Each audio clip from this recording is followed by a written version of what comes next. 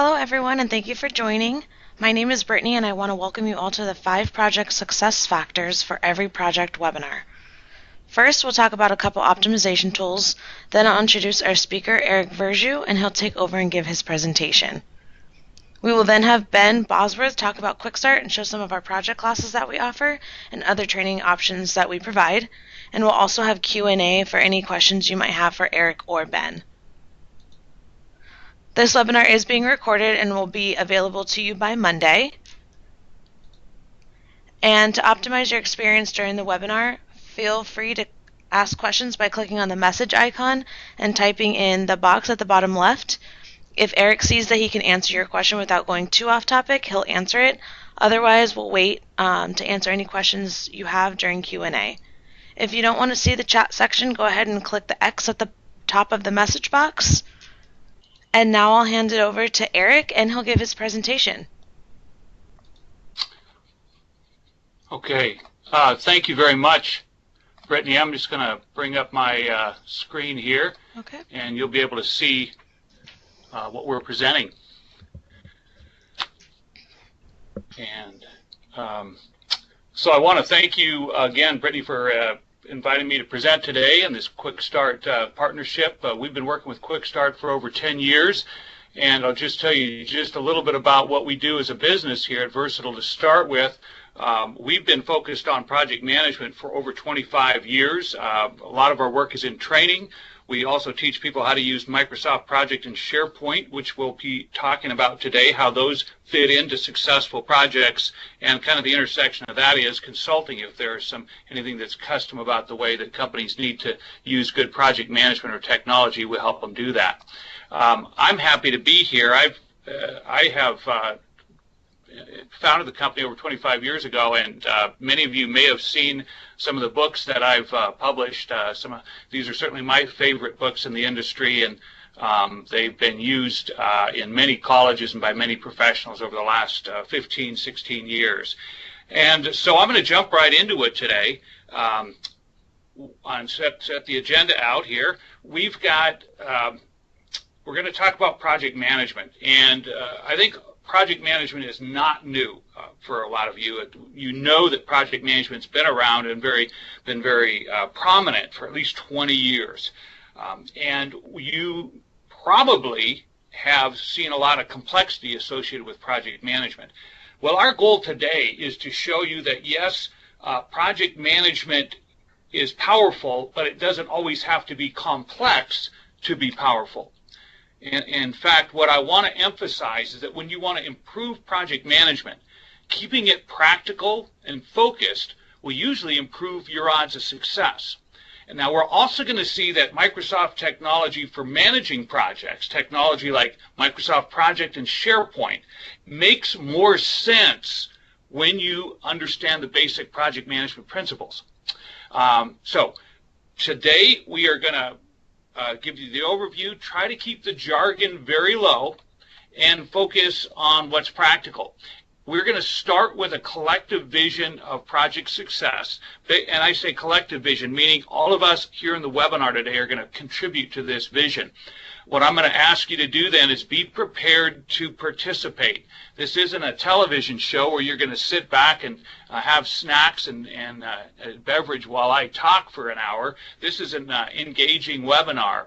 And so right now you'll want to be getting out something to write with, a piece of paper to write on, something to write with, because the more you engage in this webinar, the greater the value is going to be for the rest of the day for you, and maybe you'll even be able to take this and bring it directly to your project.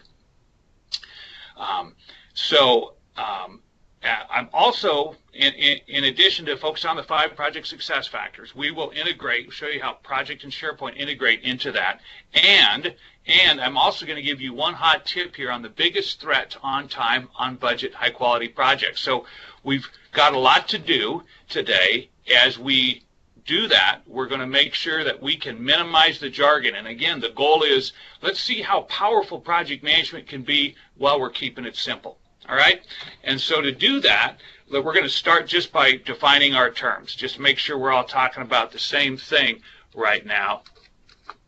So a project is a temporary endeavor that produces a unique product or service. So if you cause change, if you're making improvements, if you're customizing, any of those kinds of things, you probably are working on a project. Now, another way to think about a project is to contrast it to what isn't a project. So think about this continuum. On the left, we have operations. These are the repetitive activities that we do over and over. So think schools, banks, hospitals, factories. Those are doing a similar thing on a regular basis. On the other hand, we have projects, and projects are unique, and we do them one time. Now, the reason we use a continuum is that some projects are more routine while others are completely unique. Okay? So here's your first practical project management tip. If you're working on any project, make sure it does actually have a specific finish point in mind. If it doesn't have a clear finish point, then it's likely you're working on some type of ongoing operation, and that will cause a lot of confusion and frustration as you try to manage it as a project. So, but we just wanted to set out that basic terminology. Let's move on now, and let's start to visualize project success. We're going to do this as a group, and I'm going to ask Brittany to give me a hand while we do this. So you're going to, folks, you're going to write down the name of a project. And this is a project that you've worked on. It was on time. It was on budget. And this was the best project. You loved it. Okay, so now I'm not just talking about any project. This is a project that you love working on, you'd like to do it again, and you say all projects should be this good. Okay? Now, here's the thing. Here's where I'm going to need some help from you and some help from Brittany. What I'm going to ask you to do is to tell me about what was happening that made it go so well. There was something going on during the project. Sure, it was probably on time or you had a great result, but I want to know what was happening on the project. Why did it go so well? I want you to write down at least 3 success factors, and I would love to see your success factors. So why don't you share some of those success factors with us? And Brittany, here's where I need your help, because while I'm presenting, I don't really see the chat box. So Brittany, if you could read some of the chat that's coming in and some of the things that are being shared. Sure. Everyone, please type your answers into the message box. Oh, actually, I can see them coming. Okay. I've got this.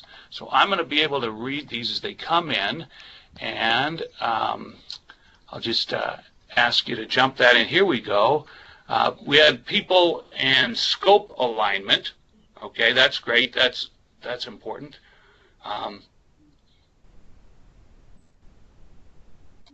Who else can share an example of what makes a project go well? Uh-oh, we've got somebody who needs some support out there.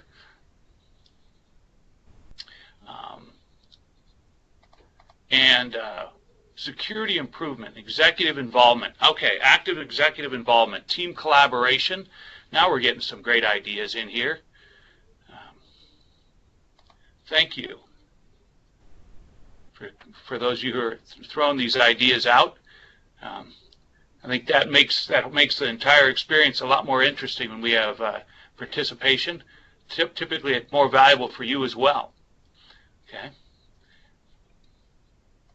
And so we've got people and scope alignment, and we've got executive involvement, active executive involvement, and team collaboration. Those are good examples. I'll tell you what, I'm going to thank you for those of you who put those in, and now I want to share with you the answers that I get when I ask this question. I've been asking this question for about 20 years, 25 years now, and when I ask this question of anybody in any industry, I tend to get these top 5 factors, and we'll see. I think we've already got some overlap with just the 3 people who put in today. So the number one factor is agreement among the project teams, customers, and management on the goals of the project. So when we talk about having alignment, I think you nailed it. So agreement on the project among the team, the customers, and management on the goals of the project. The second the top five is a plan that shows an overall path with clear responsibilities and that can be used to measure progress. Now, that is obviously a really big project management topic, right? Having a plan. We'll dig into that a lot. The third one is effective communication among everyone involved in the project. Fourth, a controlled scope. And fifth, management support. And that's in sync with Alexander's contribution of active executive involvement. So we've already, out of the top five here, I hit on a couple of that you actually had there. And so let's dig into each one of these one at a time now. And you'll notice here, before we dig into this, notice how we didn't have to use really any jargon to describe this. This is just common sense language that anybody in business would be able to have. And again, we're going to kind of strike that theme of what's the common sense practical message about project management versus kind of what's the jargon of project management. And the jargon has its value, but I think let's fundamentally start with what makes sense, what's practical. All right, so here's another hot tip for you. Notice how simple that exercise was and how easily you could use it to kick off a project. Think about that for a minute. If you start your next project, your kickoff, and one of the first things you do is to build this list and make sure it's a top 10 list, not just a top 5 list, then you can haul this out on a regular basis and use it to guide the project. Because basically what you'll be doing for the people on the team is integrating their past experience into guiding the project. It's a great way to get buy-in, because the other thing I want you to notice about this is when we had this top 10 list, what did we have on this list here? This was all project management. And you'll notice that I didn't say, tell me about the project management things that were going on. I just said, what were the top things that made your project go well? And you named project management. And everybody names project management. So what you'll be doing when you use this technique to kick off your projects is that you'll be getting your team members to reinforce for themselves that good project management is important on successful projects, and it'll be the first step in getting them to buy in and support you as you manage your project with good project management principles. So there's another hot tip for you. It's an easy to use kickoff activity for your next project. All right, so here's another thing we're going to do to make sure this is really super relevant to you. I want you to write down the name of a current project. It should be something you're currently working on, because we're going to put the 5 project success factors to work on your project. We're going to allow you to test yourself on how well this project matches up to our 5 success factors. So I don't care what you're working on. It could be a project at the office. That's really a great candidate. Could be something you're doing on the side for a volunteer organization. But ask yourself to answer honestly, assess honestly how well it meets these 5 factors. And let's get going and address the first one now. So this is agreement among the team, customers, and management on the goals of the project. In a way, it's so obvious, I almost hate to bring this up, right? But if we don't have agreement on the goals of the project, we're really not going to make people happy. Okay, so here's the test. You've got this project of yours in front of you, and you can now judge it against these factors. First of all, do you know who will judge this project's success? Can you name everyone that will judge the project's success? Okay, this applies to specific people or groups of people. For every person that will judge the project, do you know the criteria that they will use? Is it clearly written down? And if not, can you write it down? Do they all agree? Again, they need to agree on the goals of the project. So do they all agree? How about the team? Do they agree? Are these expectations realistic? And now here, as you grade yourself and score yourself on a scale of 1 to 5. Don't be too easy on yourself here, because if you don't have clear goals that everyone wants, there is no way you'll make everybody happy. This is the foundation of project success. Okay. Now, we've shown that we can use common language to describe a key element of project success. Let's take a quick look at the jargon. So if you were taking our project management classes, we discussed the specific proven concepts and techniques that help ensure we have clear goals. And so we present that principle that you just saw there, and then help you understand what the terms like stakeholders, statement of work, triple constraint, project charter, and deliverables, what they all have to do to contribute to getting clear goals and agreement among the team, customers, and management on the goals of the project. So here's our second example of a project success factor, a plan that shows an overall path, clear responsibilities, and that can be used to measure progress. Okay, so that's our second success factor. Again, let's test your project. And so we need an action plan. Do you have a strong, detailed action plan? The foundation of a strong plan is that you've taken the big project and you've broken it down. So we want to break this thing into chunks. First of all, 5 to 7 major chunks gives us a very big picture view of the project, and that includes everything that's going to need to get done, all of the work in the project. And now break those down even further. Break those chunks down until they're going to last no more than a week, somewhere between a day and a week. And that's going to give you a very detailed picture of the entire scope of the project. So how does this work? Well, quite simply, we often, whether it's in a classroom or whether it's a consulting engagement and we're doing a project planning process for people, we go back to our friends, the Post-it notes, and we start to break a project down. And we break it down and we break it down. And it's an amazing experience to do this with your team, because you get a common view of what is this project all about. And I think that's an important thing I want to emphasize. One of you mentioned that team collaboration was a project success factors.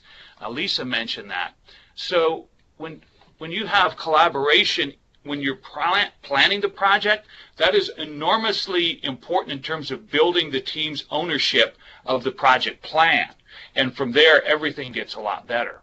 So if you've got this broken down project, now you're able to next show an overall path.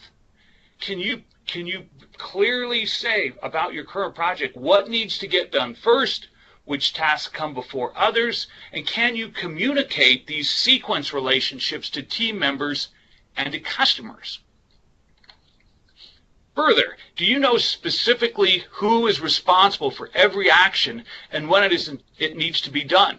Is each responsible person committed to the date that you are expecting? Okay. All of these things come together to having a plan. Have you put this whole plan into a format that makes it easy to see progress and to spot problems? This success factor, the plan, I would say this is a must-have for every project. It's the only way you can hope to do it right the first time. Think about that. Do it right the first time. That's the classic challenge of project, because in an operation where we do something similar over and over, we get good at it by doing it over and over. But when we're doing something unique, which is the definition of a project, we want to do it as well as possible the first time. That makes a plan critical. Now, it also makes, so let's take a look here at some of the techniques that you would learn that the project management discipline has developed over the course of 50, 60 years to help you do all these things. And so you would learn techniques like work breakdown structure, network diagramming, Gantt chart, resource leveling, all of this. These terms that may or may not be familiar to you, they actually have very specific techniques and principles associated with them that help you to effectively build those detailed action plans that we were showing you. And now let's take it a step further and note that if you really want to develop your skills in planning and managing projects, this is the time when you want to master the basics of Microsoft Project. So you think about it, because if you've got those Post-it notes on the wall, that's a visualization of what you hope it will be. But using something like Microsoft Project or SharePoint, you can now keep it up to date. And that's actually something that a lot of project teams fall down, is keeping the project up to date. So that's why you want to use a tool like Project. Now, let's take a look at how Project can relate to those factors we just laid out. So Project is incredibly powerful because it's designed to reinforce all of these industry best practices that we've been talking about. So the key to learning Project quickly is to understand the fundamentals of project management that we've been talking about. And so let's take a quick look at what I mean by that. This is what people typically see when looking at a project plan in Microsoft Project. Now, there's a lot going on here, but we can actually take a step-by-step approach to putting this all together. So remember this breakdown that we made, this task breakdown. We broke down our project into the big chunks and then the little details. So this is what we talked about before. And you can see that this task list over on the left shows up. It's basically that's where we get this indented outline that directly relates to this Post-it note breakdown that we've had. And we can even show you how this big task broke down into smaller tasks. Okay, so that's the direct translation of what you just saw there in the planning steps. Now, remember the other thing, we emphasized how important it is to know which tasks happen first, which ones happen second, etc. So some tasks must be done before others. Let's zoom into our project plan and notice that Project makes all these connections very visible. And so you can see that as you look, each one of those tasks has that arrow relationship, and that's forcing one task to be to the right of the task that has to accomplish before it on this schedule. Okay, that is enormously important when you're trying to understand how fast can a project be done, and it makes things very visible. And when things are visible, they're much easier to manage. Okay. Now, remember that we said, do we know specifically who is responsible for every action and when it will be done? And are they committed to those dates? Well, so Project would allow us to actually put a specific. Now, you'll notice here in my plan, I have said I've got 14 engineers working on that task or a project manager working on that task. I can either have a number like 14 engineers, or I can actually put a name like Eric right there that's assigned to that specific task. So I can be super clear about the resources that are assigned to that and what they're responsible for. Can we use Microsoft Project to clearly show progress? You bet. In fact, take a look at these two sets of tasks right here. The one above have a black line through the middle that represents completion. You can see that some of the tasks have the line 100% of the way through the task. That means they're 100% complete. If the line isn't all the way through, then it's partially complete. And you can see that on the last task there, the last brown task. The tasks below haven't started yet. Now, is that a problem? Well, the project manager can look at this chart and quickly see where the project team should be and where they actually are.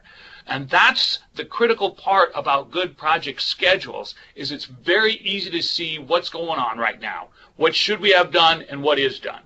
And then we can decide, is it good or bad? Now, we have talked about how Microsoft Project can help you do this. I also want to point out to you that as powerful as Project is, sometimes it's too powerful. It makes it it's a little too hard to use. And so there's different strategies for keeping it simple. And we certainly can keep it simple for you, but there's another strategy for keeping it really simple, and that's to use SharePoint. This is actually something that's right out of the box with SharePoint. And you can see that in this picture that I've got a lot of the same information that makes my project very visible. I've got the work breakdown structure on the left. I've got a schedule with task bars. That's my Gantt chart. And I can see which ones are 100% complete, which ones are partially complete, and I can see the sequence constraints. So visually, it's what I need to manage a project, and it's much simpler to use.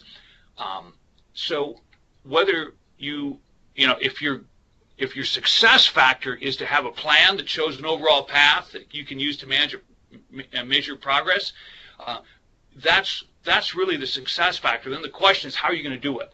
And if you're not using project management software, you're probably going through an awful lot of extra motions to have that, to make that factor a success. But choose for yourself.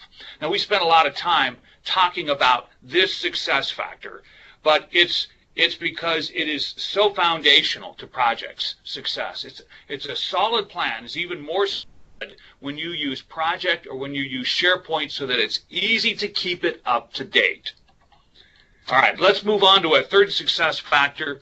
It's constant, effective communication among everyone involved in the project. Now, communication is probably the most cited success factor of all the people that I polled on these five project success factor.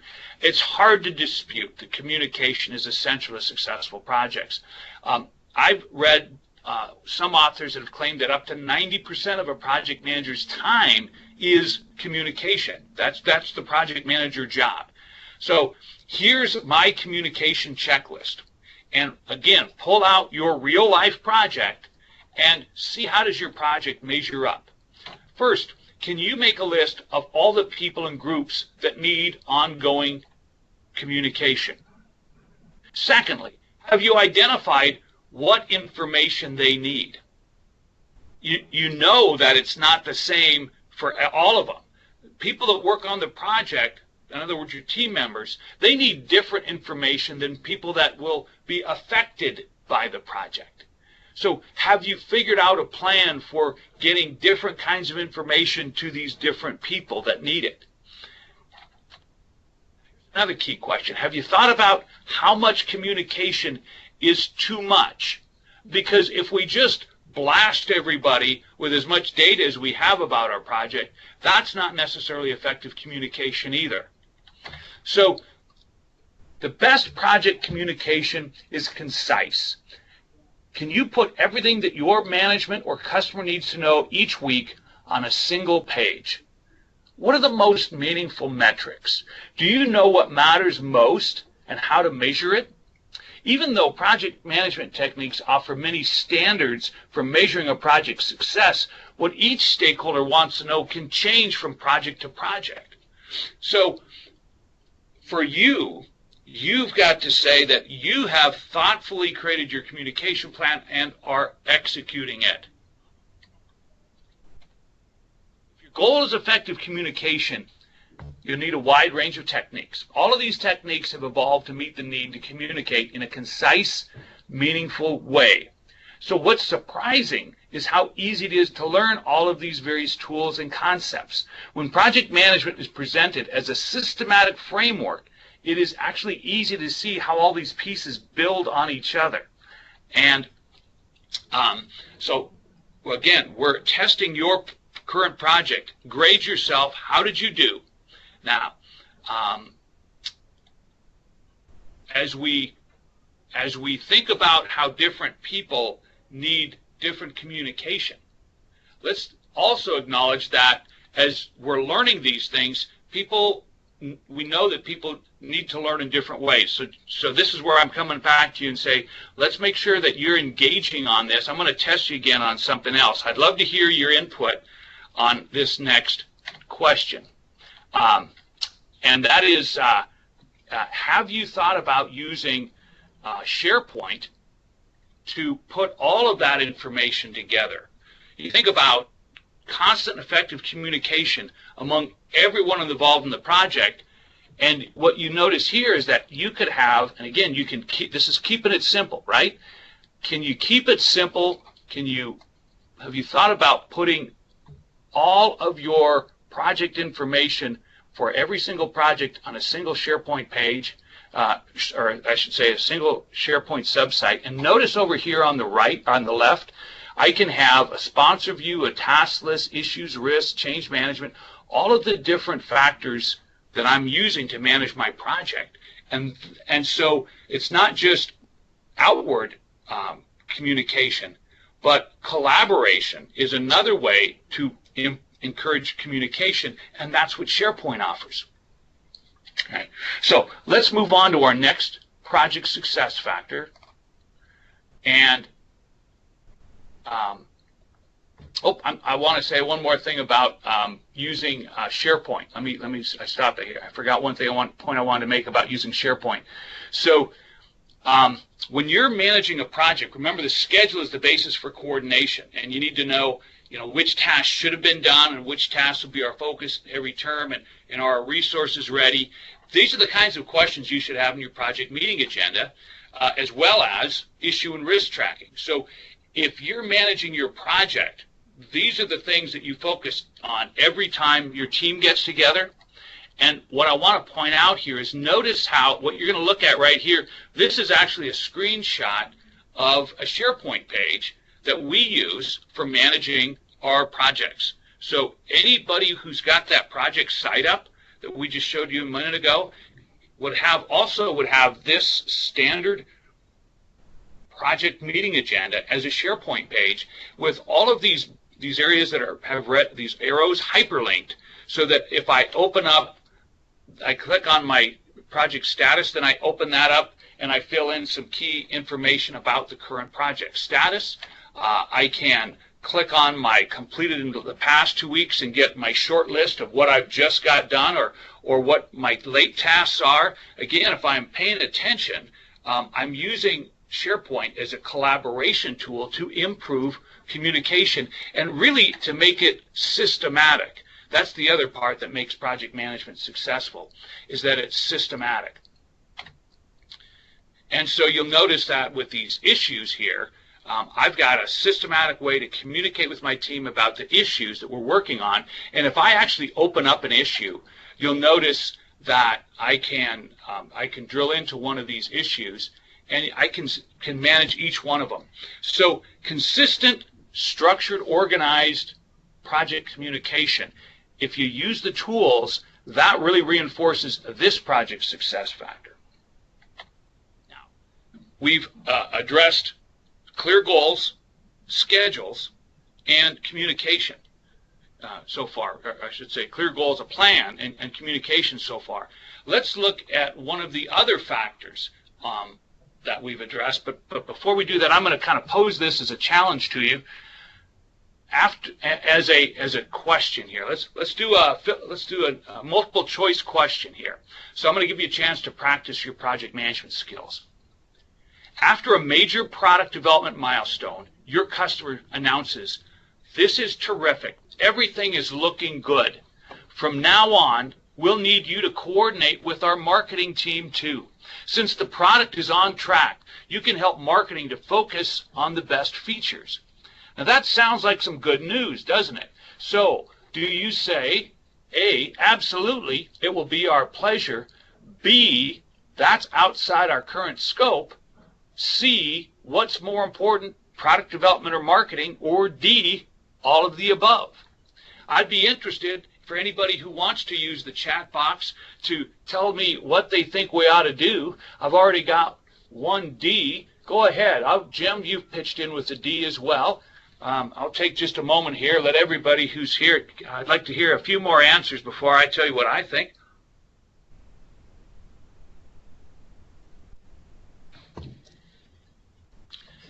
Okay, thank you. It's actually a pretty interesting day, I think, when you get to collaborate with people that are all over the country talking about a topic like this and exchanging ideas. So thank you, Nisha. Thank you, Lisa, for communicating here. I'm glad to see, Nisha, you're hooked in. I think that's important.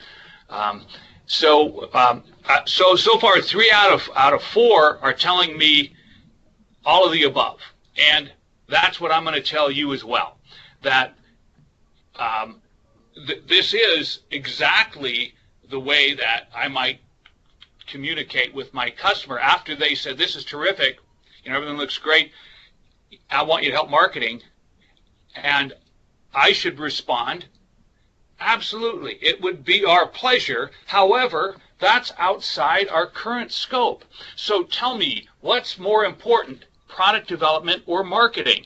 Because I can't do everything, right?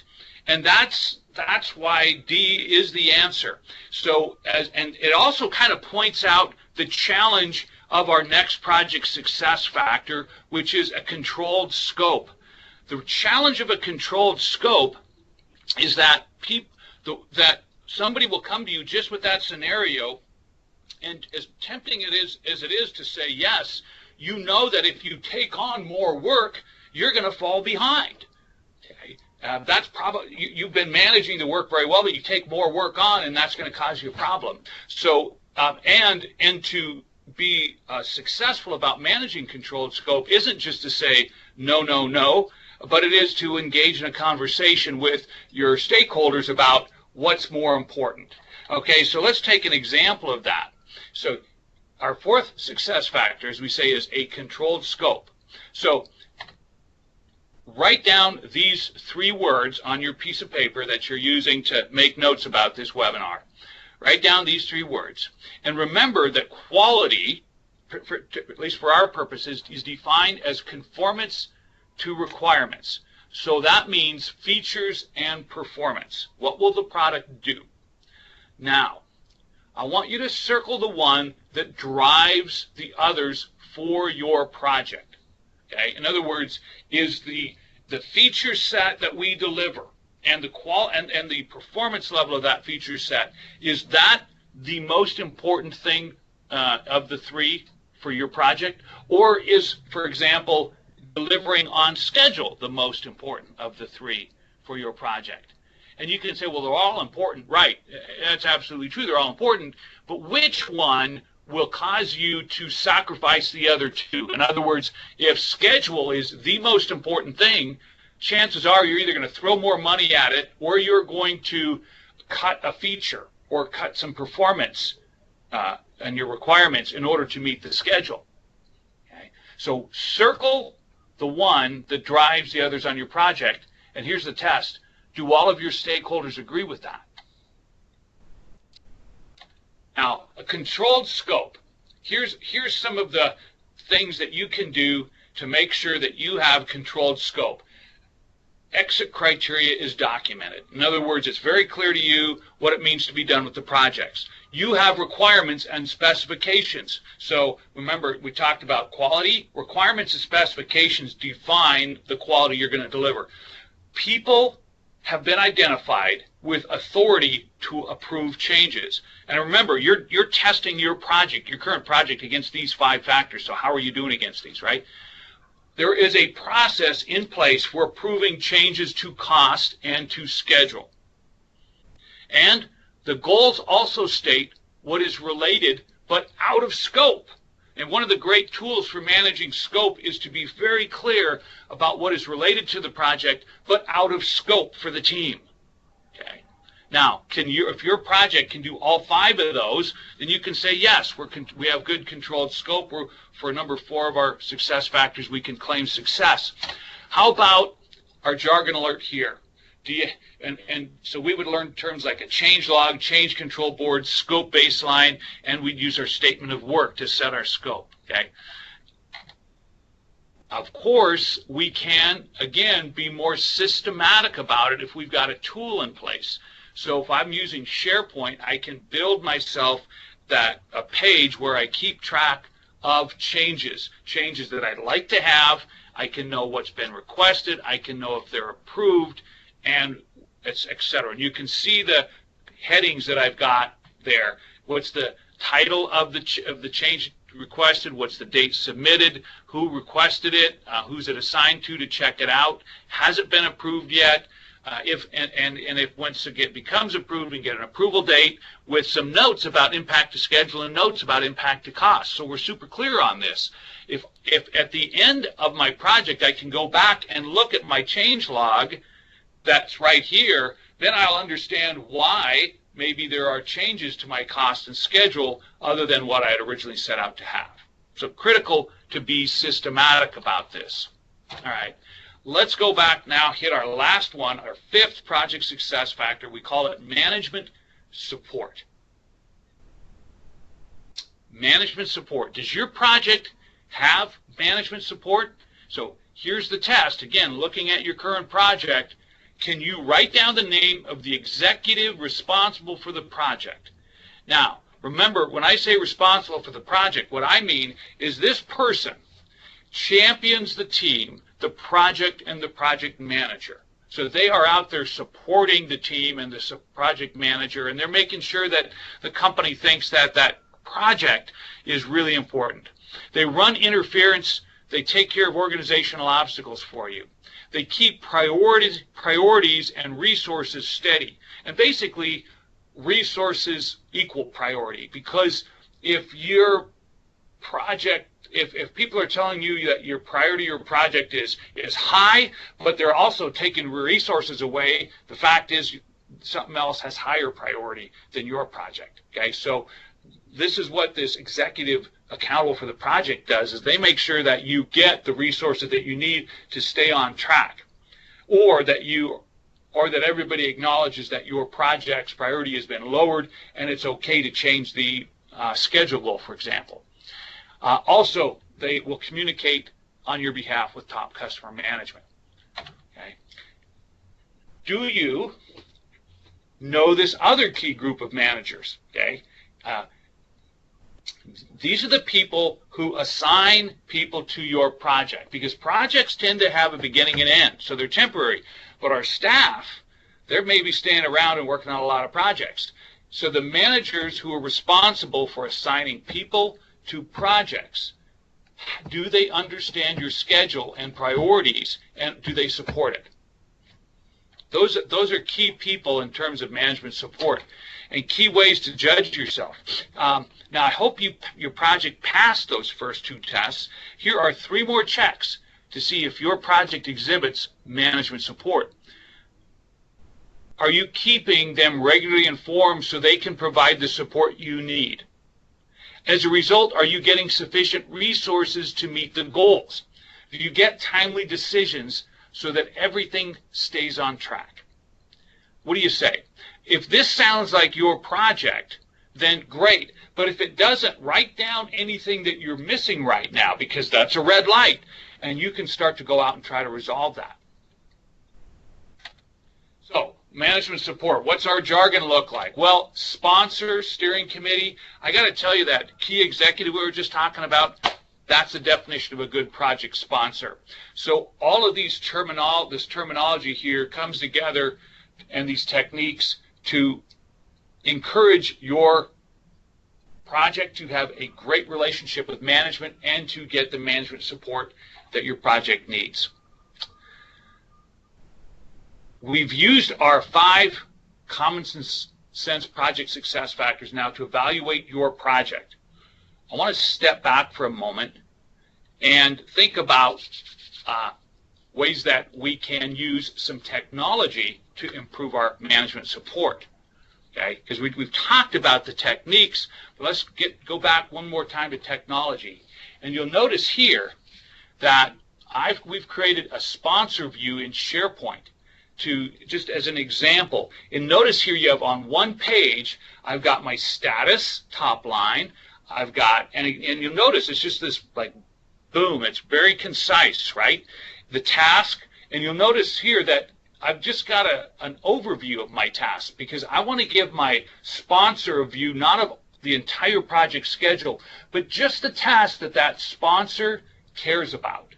Okay? Because that way the sponsor is only focused on what he or she cares about, and they're more likely to actually look at it. Same with issues and risks. I might have a dozen issues, I might have 20 risks, but if I can focus my sponsor on the issues and risks that are the most important, they're more likely to pay attention. So again, this is a great way to use SharePoint to focus your sponsor. And here's why you want to do that. Because what do we know? Why would a sponsor actually not be very engaged in your project? I mean, if they're accountable for your project, but you say, I'm having a hard time getting them engaged, well, chances are they're busy people. And in fact, most sponsors are very, very busy people. They're high enough in the organization where they've got a ton of work.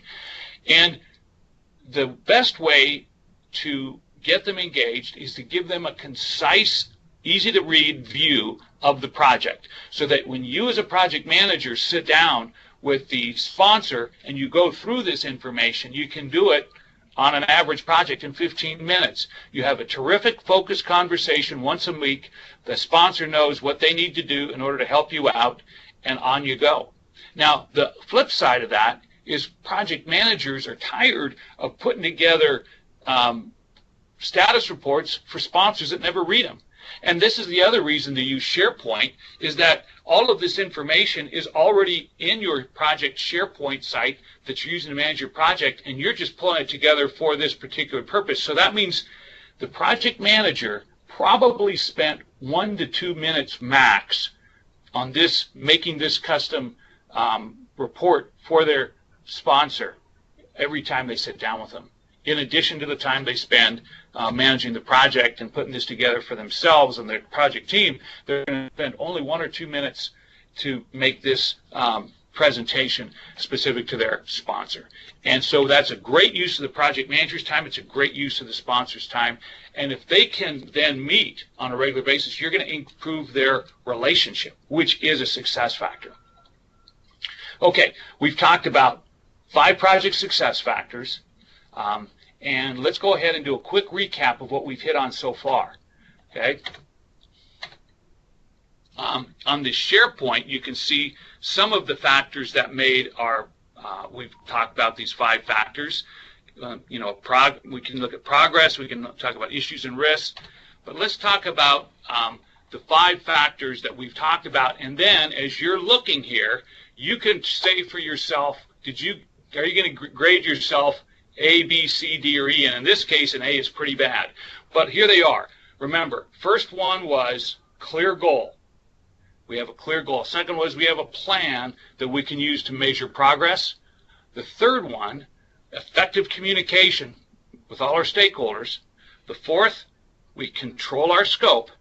And the fifth, we have management support. Okay? Now, you can decide for yourself, for your current project, do you have less than 3 of the 5 factors? That would be alarming.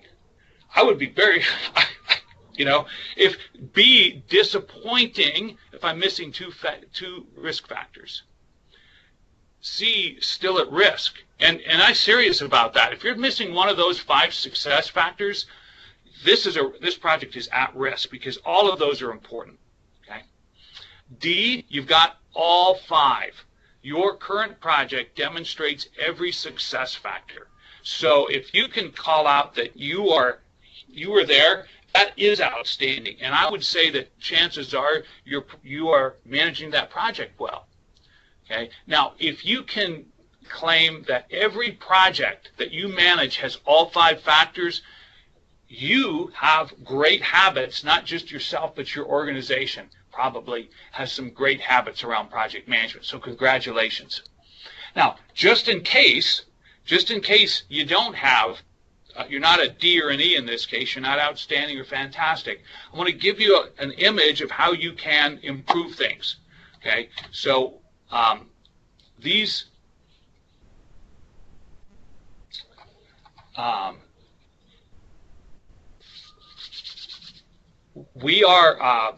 I want to give you an image of how you can improve things. You'll notice that on the left, the 5 project success factors, and on the right, Microsoft Project and SharePoint.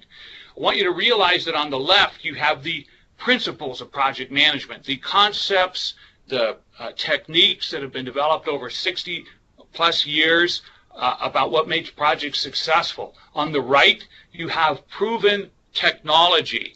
So if you put those together, you end up with a systematic approach to successful project management. Now, having said that, I've told you earlier that some of the things that Versatile does with Quick Start is training and consulting. So I want to turn it over right now to some folks at Quick Start who could tell you a little bit more about what Quick Start offers in the way of helping you all improve the way you manage projects. And I'll be back, so don't go away. I'll be back to answer all your questions, and on top of that, I'll also tell you how to get the checklist of the 5 project success factors so that you can use that on every project. So I'll turn it over to Quick Start. All right. Well, hi, everyone. Just to reiterate, in case you all couldn't already tell, Eric Frizzou and the team over at Versatile do fantastic work in teaching the project management material. And if any of you do find yourselves with an opportunity to attend one of these classes, just know you'll be in for an excellent experience. So my name, as Brittany mentioned earlier, is Ben Bosworth, and I'm the Enterprise Account Manager for the Orange County and Inland Empire regions out here in Southern California. And I wanted to kind of take a moment today to give you a brief tour through our website and show you how you can register yourself and your teammates for some of the courses that Eric mentioned today, as well as for any other courses you may find on the website. So I'm going to go ahead and try to share my screen here. So give me one moment.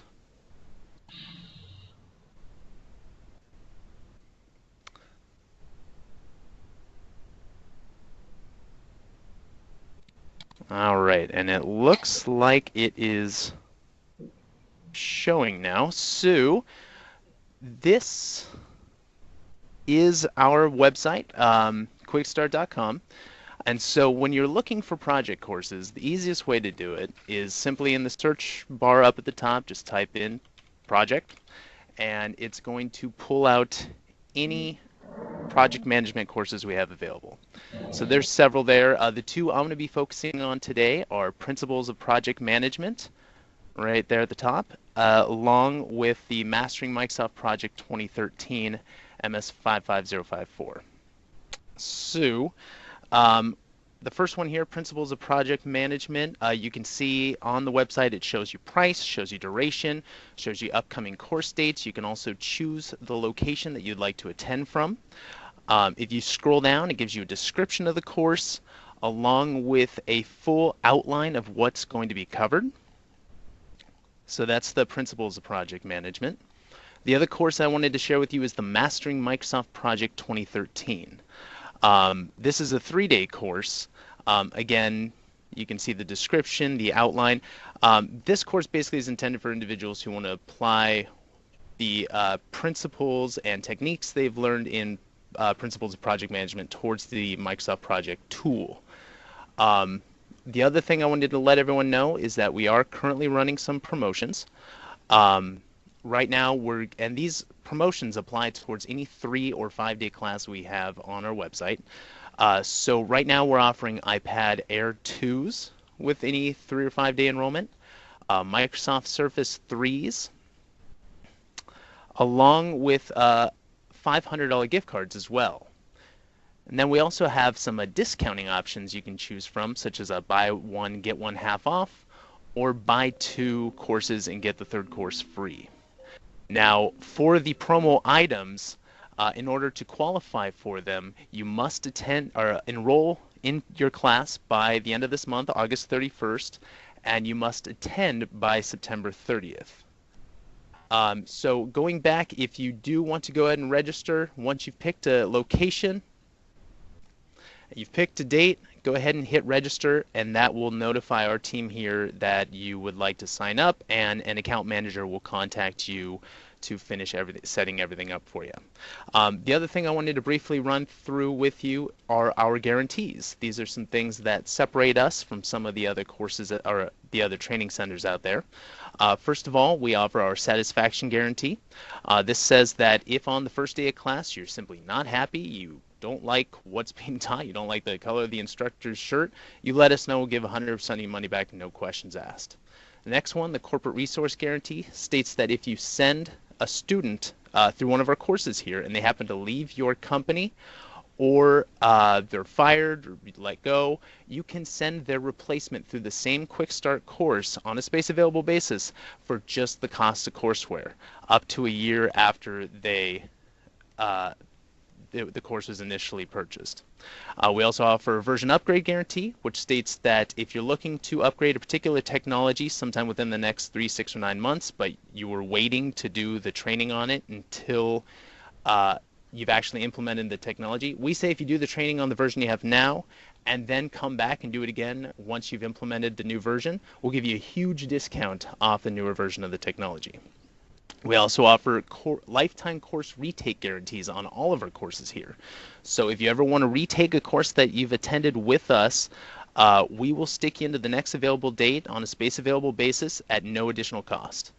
And we have people taking advantage of this all the time, and it's a great way to keep your skills up to par. And then finally, we offer a cancel-free schedule. Every single class, every date that you see on our website is guaranteed to run. You never have to worry about any of these canceling on you. And we're so confident in that if a class does cancel on you, not only do we reimburse you for the cost of the class, but we'll also give you a free Quick Start class on top of that. And then finally, just wanted to briefly let you know, these are some of the locations that we have available right now. We have up in Washington, Oregon, several in California, Texas, Omaha, Nebraska, Wisconsin. We also recently purchased a new company out in Colorado, so we'll have a location there as well soon. And then, of course, if you're not near any of those locations, you can always attend via our QS Live remote training option as well. Finally, just wanted to let you know that if you do have any further questions, you can absolutely contact your Quick Start sales representative, or if you don't know who that person is, you can call us on our general sales line at 888-501-0969, which you can find at the top of every page on our website there. And you'll be transferred to the appropriate account manager, or you can email us at info@quickstart.com. So with that being said, I'm going to turn it back over to Brittany if you're there. Yes. Thank you, Ben. Thanks. So if anybody has any questions for Eric or Ben, go ahead and type them into the message box now, and Eric and or Ben will answer them for you. Eric, did you want to show something else that you had?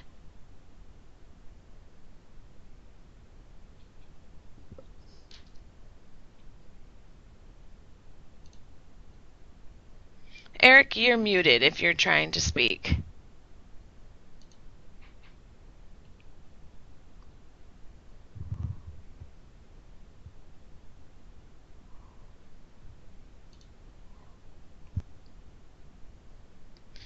Okay, Alexander, I'm not sure if Eric is speaking, but he is muted, so I'll go ahead and get that question answered for you, and I will email you back based on what you registered as your email address, or you can go ahead and type it in the message box now, and I will get that question answered for you and sent over.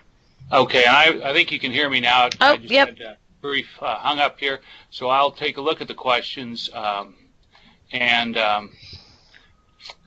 yeah, can you get PMP credits for the webinar? And the answer is yes.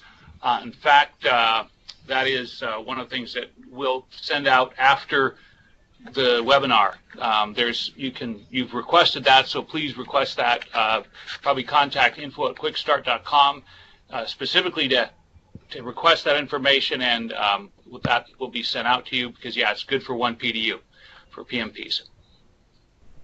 Thank you.